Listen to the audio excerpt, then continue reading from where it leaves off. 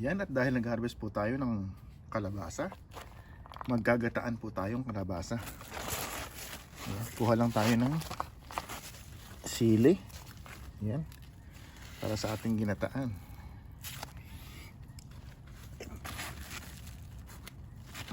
Ayan. Ayan, tama na siguro yung dalawa. Ayan. Kuha na rin tayo, bunot na rin tayo ng spring onion. Ilagay natin.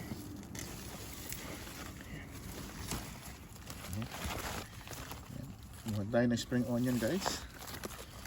Mas masarap.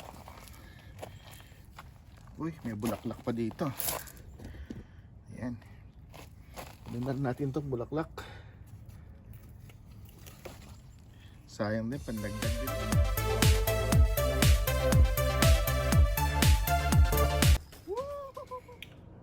Ayan, sa tanghali pong ito mga kaibigan, magluluto po tayo ng ginataang kalabasa.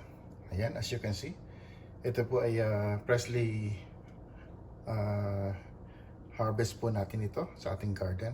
Ayan, medyo may kalakihan po ito. At ito po ang ating mga sangkap sa ating pong ginataang kalabasa. Siyempre po, ito yung ating gata. Gagamit po tayo ng spring onion,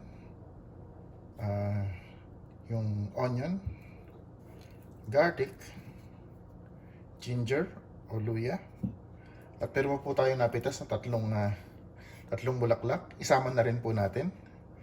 Ayan, siyempre sili. Ayan. At gagamit din po tayo ng pampalasa ay meron po tayo ditong pork cubes. Kung meron po kayong shrimp cubes, much better. Dahil ang sasawag ko po dito ay shrimp. Ayan po. Ito po ay 300 grams na shrimp. Ayan. O, ito po yung headless shrimp. Ayan, raw. Ayan. Ayan. Yan lang po ang ating sangkap para sa ating ginataang kalabasa.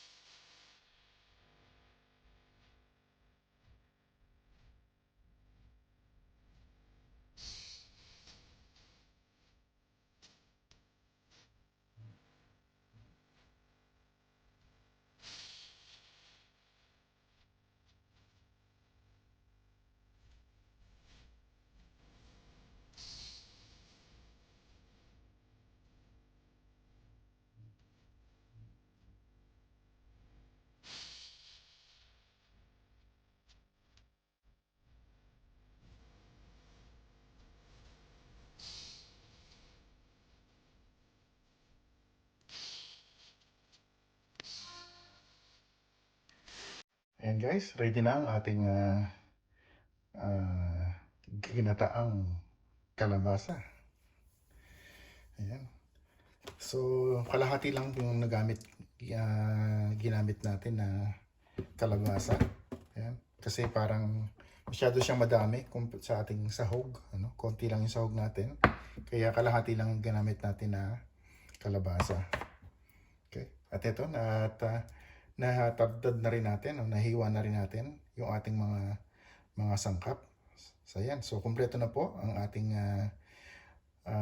sangkap, ang preparasyon po natin. Kaya, simulan na po natin ang pagluluto.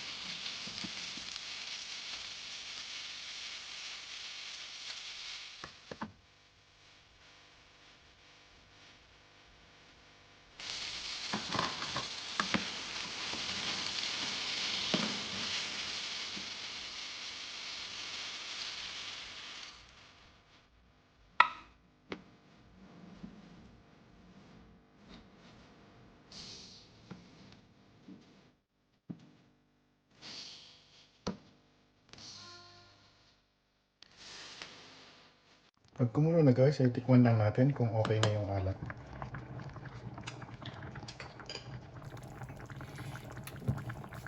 Ang pansin nyo, hindi pa tayo naglagay ng pang-alat. Pero yung kasing ating liquid, Knorr seasoning, Knorr cubes, ay medyo may alat na yon. Kaya hindi muna tayo naglagay ng alat. So kung medyo matabang, magdagdag lang tayo ng patis o kaya ay asin. Ayan.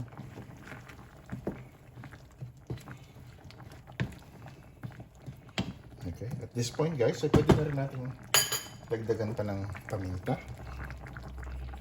Ayan. Hintay lang natin lumambot ng yung ating kalabasa. At lagi guys, hindi nawawala pag nagluluto ako. Meron tayong chili flakes. Ayan. Yan isa sa mga sekreto natin guys. Hindi naman siya masyadong maanghang guys, kaya ito'y pampagana lamang. Ayan. Lagi ako naglalagay ng chili flakes. Kahit anong lutuin ko, adobo, o kahit anong lutuin guys. Caldereta, ayan. Lagi ako naglalagay niyan. Hinihintay lang natin lumambot yung ating kalabasa.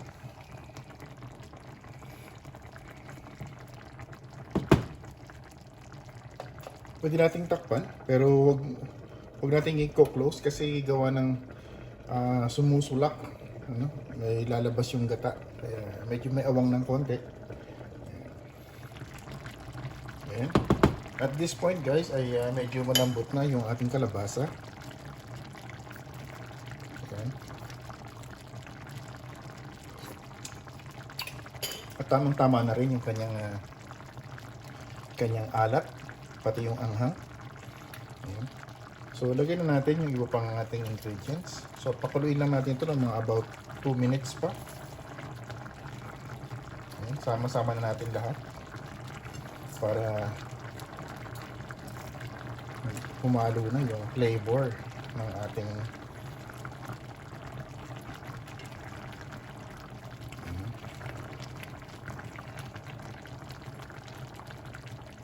at this point guys, pwede na natin ihalo ulit yung ating hipon.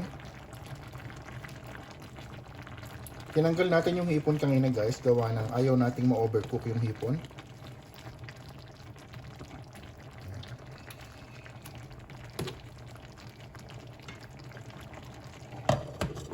Ayan, takpan lang natin ng kaunti. Ayan, so mga 3 minutes na lang guys, ready na ito.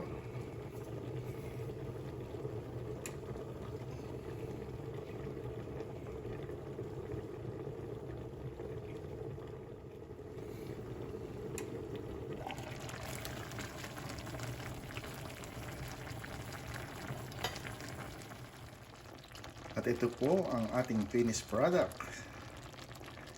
Ginataang kalabasa na may hipon. Sarap nito.